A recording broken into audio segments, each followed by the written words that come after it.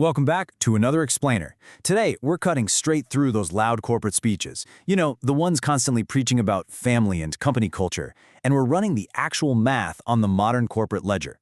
We've all been spoon-fed this very specific story, right? That hard work and relentless dedication are somehow guaranteed to pay us back. But here's the reality check. Playing by those old-school rules of corporate loyalty is quietly, literally bankrupting the middle class. So buckle up, because the source material we're digging into today exposes the hidden economic realities that are draining your earning potential without you even realizing it. To really picture this, let's look at two totally identical avatars, Tom and Ryan. They start out at the exact same place in their careers. Now Tom, he firmly believes that if he's loyal to his employer is going to be loyal to his financial future. So he stays put for 10 years, proudly taking home a dependable 3% raise at every single annual review. But then you've got his coworker, Ryan, who takes a totally different path. Ryan jumps to a new role at a completely different company every 3 years and bags a massive 15% bump each time. Now, they both think they're playing the career game perfectly, but as we'll see from the data, by the time that decade wraps up, one of them has built serious generational wealth, while the other is basically just exhausted on a treadmill that keeps speeding up. Section 1. The Death of Pensions. So to really grasp why Tom and Ryan end up in totally different financial universes, we've got to look back for a second. Because honestly, why wouldn't Tom think his loyalty would pay off? That's exactly how it worked for the generation right before him. Think of guys like Ray. Ray could work 41 years at a single company, officially retire on a Friday, and come Monday morning to the most radical thing in modern American finance: absolutely nothing. He had a pension, meaning his company promised him a specific check for life and carried literally all the risk of making that happen. He was actually paid for his loyalty with rock-solid security. But as time marched on, that whole arrangement was just quietly deleted. Back in 1978, a tax loophole created the 401k. And listen, at the time, it was only ever supposed to be a side dish to the main course of a pension. But over the following decades, pensions were pretty much eliminated for almost everyone outside of government work. Suddenly, that side dish became the entire meal. And just like that, you were handed the unpaid, completely untrained job of acting as your own fund manager. The day the pension died was literally the exact day company loyalty mathematically stopped paying you back. Section 2. The Invisible Wealth Tax. All right, so with that safety net completely gone, let's pull back the curtain on the hidden mechanics actively working against Tom's loyalty.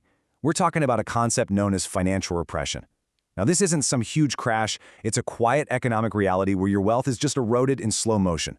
Inflation is constantly working in the background, shrinking your purchasing power day by day. So, somehow, the money in your bank account literally buys less at the end of the year than it did at the start. It's an invisible tax. It doesn't announce itself with a scary headline or a market meltdown. It just quietly melts away your savings while you sleep. Let's put a real number on this so you can see what I mean. 20%.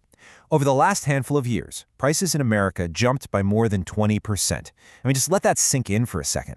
When you actually look at the raw numbers on the ledger, that jump mathematically wipes out Tom's dependable 3% raises entirely. They're just gone. Because here is the absolute harsh reality. If you're getting a 3% raise while the cost of living jumps by 20%, well, you aren't getting a raise at all. You are standing completely still while your money quietly loses a fifth of its actual value.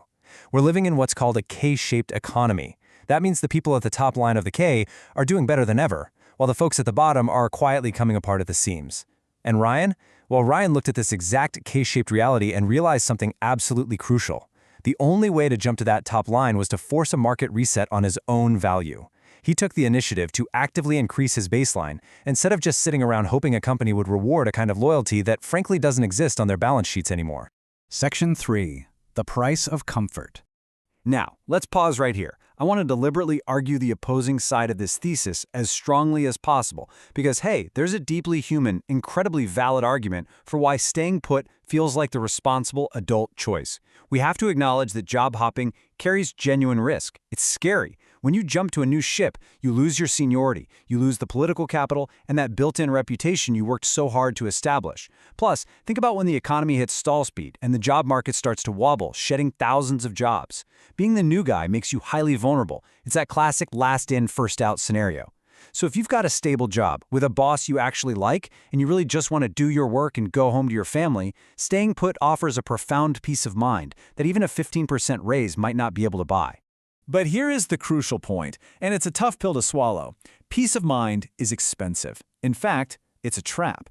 When that old pension safety net gets swapped out for a floor that literally demands you fund your own retirement, staying put just means you're the one quietly absorbing all the financial losses. The gap between what we've always been told about hard work and what the math actually requires to survive today, it's absolutely massive. And you know, if this is the very first time someone has sat down and walked you through how this machine actually works, this is exactly why the author of our source material highly recommends resources like their free school community. It's built to be a totally safe space. There's no pitch, no high-pressure countdown timers, no fake urgency. It's literally just regular people trying to figure out the real numbers in their own lives, sharing what actually works, and learning how to build an income they own and control, all instead of crossing their fingers and just hoping a corporation remembers to reward them someday. Section 4. The long-term ledger. All right, let's fast forward a decade and look at the ultimate consequences of these two drastically different mindsets. Tom's reality? Well, he's got a desk full of 10-year anniversary mugs. But he is completely exhausted from running on a treadmill that keeps asking him to run faster for a currency that buys less. And honestly, he's probably terrified to even glance at his 401k. Ryan, meanwhile, treated his entire career exactly like a business.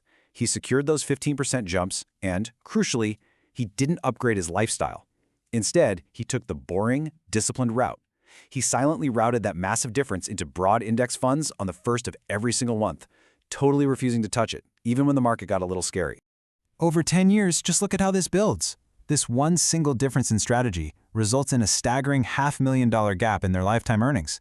No way, right? But the math checks out. Why? Because Ryan let the quiet, boring math of compounding interest do all the heavy lifting over that decade. The growth on his growth is now doing way more work than his original savings ever did. So that leaves us with a final, lingering question to think about. Are you counting the fireworks or are you counting the zeros? Think about it. The loudest thing in the room, those big corporate speeches about family, the anniversary mugs, the loyalty fireworks, they're almost never the things that actually decide your financial future. The next time someone tells you that putting your head down and being loyal is the only way to get ahead, you really need to ask yourself if you're just settling for the illusion of security. Because the approach that counts the zeros, that quiet, boring discipline on the ledger, that is the only one still standing when the ride is over. Thanks so much for joining me for this explainer. Keep your eyes on the math, and I'll catch you next time.